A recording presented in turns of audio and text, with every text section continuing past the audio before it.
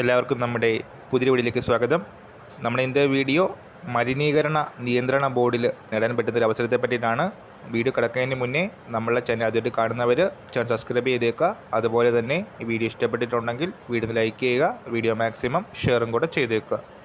അപ്പോൾ pollution control ബോർഡിൽ വന്നിട്ടുള്ള ഈ ഒരു വേക്കൻസിക്ക് റിട്ടൺ ടെസ്റ്റ് അതുപോലെ തന്നെ ഇൻ്റർവ്യൂവിൻ്റെയും ബേസിലായിരിക്കും നിയമനങ്ങൾ നടക്കുന്നത്.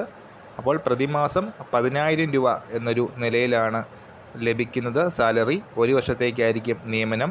മെയ് 10-ാം തീയതി വരെയാണ് അപ്ലൈ ചെയ്യാനായിട്ട് സാധിക്കുന്നത്. ഗ്രാജുവേറ്റ് ഇൻറ്റേൺ പോസ്റ്റാണ് വന്നിരിക്കുന്നത്. നിലവിൽ 4 ഒഴിവുകളാണ് വന്നിട്ടുള്ളത്. ഇടുക്കി ജില്ലയിൽ 3 ഒഴിവുകളും വയനാട് ജില്ലയിൽ 1 ഒഴിവുമാണ് വന്നിരിക്കുന്നത്. അസാപ് കേരളയുടെ സൈറ്റ് വഴിയാണ് അപ്ലൈ ചെയ്യാനായിട്ട് സാധിക്കുന്നത്.